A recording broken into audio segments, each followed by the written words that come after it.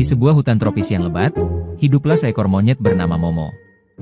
Momo sangat lincah, pandai memanjat, dan selalu merasa dirinya paling hebat di antara hewan-hewan lain. "Aku ini yang paling cepat dan paling pintar," seru Momo suatu hari sambil meloncat dari satu dahan ke dahan lain. Di bawah pohon itu, ada seekor kura-kura bernama Taro yang sedang berjalan perlahan. Taro dikenal sebagai hewan yang sabar, tenang, dan tidak mudah menyerah. Momo melihat Taro lalu tertawa. "Hei Taro, jalanmu lambat sekali. Kalau ada lomba, pasti kamu selalu kalah."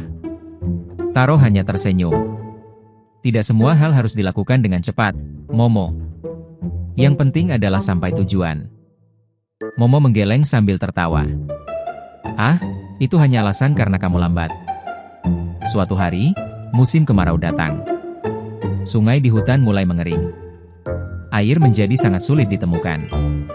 Semua hewan harus berjalan jauh ke bagian hutan yang masih memiliki sumber air. Pemimpin hutan mengumumkan, "Kita harus mencari dan membawa air dari mata air di bukit seberang." Tapi jalannya sulit dan penuh rintangan. Momo langsung maju. "Serahkan padaku.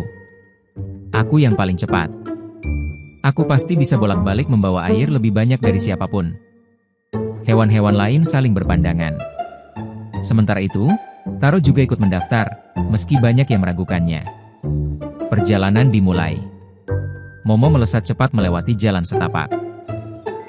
Ia melompati batu, memanjat pohon, dan tertawa sepanjang jalan. "Mudah sekali," katanya. Namun karena terlalu percaya diri, Momo tidak memperhatikan jalur dengan baik.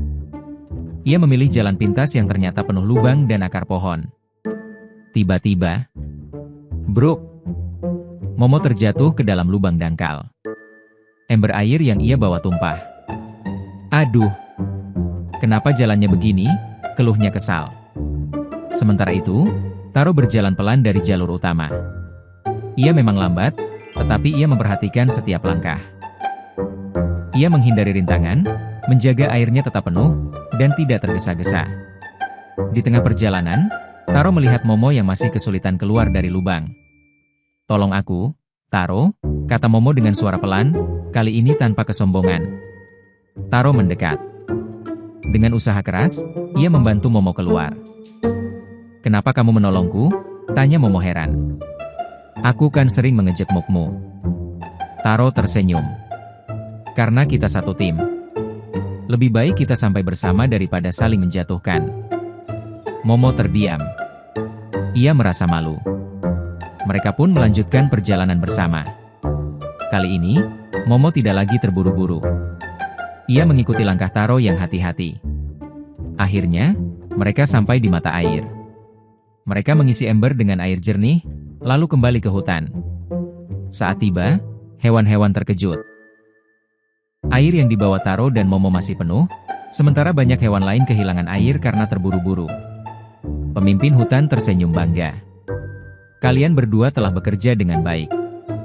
Momo menunduk. "Sebenarnya, ini semua karena Taro. Aku terlalu ceroboh dan hampir gagal." Taro menggeleng pelan. "Kita berhasil karena kita bekerja sama." Sejak hari itu, Momo berubah. Ia tidak lagi sombong. Ia belajar bahwa kecepatan saja tidak cukup tanpa kehati-hatian dan kerjasama. Dan Taro? Ia tetap berjalan pelan, tapi kini semua hewan menghargainya.